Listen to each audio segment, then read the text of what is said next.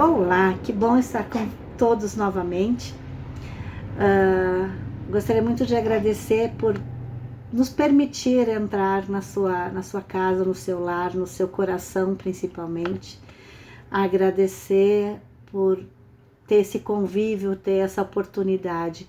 Espero que esse dia seja para vocês um dia de luz, um dia de muita paz, de muito encontro pessoal, de muita busca, que com certeza assim o é, pois estamos aqui, né, procurando realmente aprender, estudar, refletir um pouco mais. Nós seguimos com a nossa reflexão de acordo com o nosso roteiro. Hoje seguimos com o livro Vinha de Luz, de Emmanuel, pela psicografia de Chico Xavier. Estamos bem no comecinho desse livro. Hoje vamos ver o capítulo 3, que se intitula O Necessário. E começamos rogando ao nosso Pai que tenhamos inspirações para o entendimento desse texto que nos é trazido, que tenhamos muita luz, que tenhamos muita paz nesse conhecimento que nos é permitido. Gratidão ao amado Mestre e aos espíritos superiores que nos trazem essas reflexões dia a dia, para que possamos fazer a cada momento da nossa vida um momento que nos direcione realmente a nossa evolução. Gratidão, amado Pai, e vamos à nossa leitura. Bem, capítulo O Necessário, Emmanuel sempre começa com um textinho do Evangelho, e hoje ele traz um texto que está no Evangelho segundo Lucas, capítulo 10, o versículo 42, e diz assim: mas uma só coisa é necessária. São palavras de Jesus. Contextualizando, essa frase está naquele episódio que é bastante conhecido, quando Jesus visita uma família e entre essa família estão Marta e Maria. E Marta se dedica aos trabalhos da casa, se preocupa com a visita ilustre de Jesus, que eles já reconheciam como sendo o Messias. Então Marta se preocupa para manter a casa arrumada, para ter comida, para ter bebida, se preocupa com a higiene, cuida da casa, está extremamente atarefada, enquanto Maria, sua irmã, que a princípio estaria também dedicada a esses trabalhos, resolve se sentar e ouvir a Jesus. E Marta fica um pouco incomodada, né? E reclama com Jesus, diz assim: Jesus, fale para minha irmã para que ela me ajude, né? E Jesus, ao invés disso, ele comenta com Marta, agradece a Marta pelo trabalho, reconhece o esforço dela sim, e lhe diz: mas neste momento, Maria escolheu a melhor parte, porque de tudo só uma coisa é necessária. Aí a gente fica pensando, talvez a gente estivesse do lado de Marta, né? Porque o nosso trabalho nos exige atenção, desculpa. O nosso trabalho, as nossas tarefas nos exigem atenção. E Jesus não está nesse momento e ele segue explicando, e Emmanuel nos reforça nesse texto essa explicação. Jesus não está cultuando a preguiça ou deixar as tarefas ou não fazê-las. Ele diz de uma certa forma para que entendamos dentro das nossas tarefas onde está o necessário e o que podemos e devemos buscar. Emmanuel começa dizendo assim: terás muitos negócios próximos ou remotos, ou seja, temos sempre muitas tarefas imediatas ou mais distantes, mas não poderás subtrair-lhes o caráter de lição. Só essa primeira meia frase, que não é nem a frase completa, já dá muita reflexão. Porque o que ele está nos dizendo é que a gente deve tentar compreender nas nossas tarefas diárias que temos, as tarefas diárias, as tarefas que ainda haveremos de ter, entender que em todas elas há oportunidade de aprendizado e a oportunidade de lição. Ou seja, não fazer as nossas tarefas, as nossas atividades de forma automática, fazê-las por fazer, mas compreender em todas elas o caráter profundo que se esconde em todas elas, das mais simples às mais elaboradas.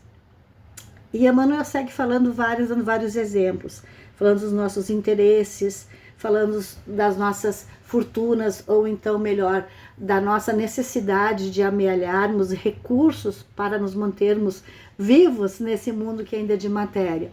Ele fala da nossa sociabilização, do nosso movimento, dos nossos relacionamentos, e ele diz diretamente isso: a cada coisa é necessário que se perceba a profundidade dos nossos atos. E em cada um desses nossos atos, simples ou elaborados, que possamos colocar a nossa fé e colocar Jesus nesse intervalo. Entender que cada um desses momentos podemos fazê-lo cristamente, podemos fazê-los de acordo com o Evangelho, podemos fazê-lo com amor e com a prática de caridade. Não tem como não lembrar também de outra fala importante de Jesus, que quando os apóstolos lhe perguntam sobre os mandamentos, Jesus lhes diz que lhes dará, então, o maior dos mandamentos, que é: amarás ao Senhor teu Deus de todo o teu coração, com toda a tua alma e com todo o teu entendimento. Ou seja, todos os momentos de nossa vida, em todas as nossas ações, onde colocamos o nosso coração, as nossas emoções, onde colocamos o nosso espírito, a nossa elevação, e onde colocamos o nosso entendimento, a nossa inteligência, o nosso raciocínio. Em todas as nossas ações, devemos estar cheios do Cristo. E é assim que o necessário se faz. Compreender que em tudo está e pode estar a presença do amor, da caridade, daquilo que Jesus ensinou. Nas ações mais simples, quando a gente faz o almoço para a nossa família, quando a gente limpa a nossa casa, entender que isso é uma ação também caridosa para os outros e para nós. Colocar nessas nossas pequenas ações o amor e a caridade que Jesus nos ensinou. E nas grandes ações também. Enquanto trabalhamos para encontrar os nossos recursos, para manter a nossa vida material, que tenhamos também sempre essa presença, que tenhamos sempre esse entendimento. Lembro também de outra frase que Jesus disse, entre tantas maravilhosas que ele nos diz, que ele nos coloca: buscai primeiro o reino de Deus. Ele fala muito claramente: buscai primeiro o reino de Deus, e não buscai unicamente o reino de Deus, mas que em primeiro lugar esteja a nossa fé, em primeiro lugar esteja essa nossa relação com o amor e com a caridade.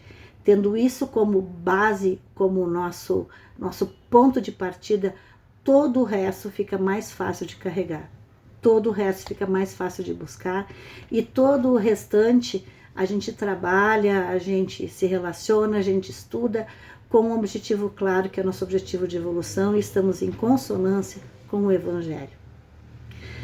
No final, ainda, Emmanuel termina nos 2 últimos parágrafos dizendo assim: uma só coisa é necessária, asseverou o mestre em sua lição a Marta, cooperadora,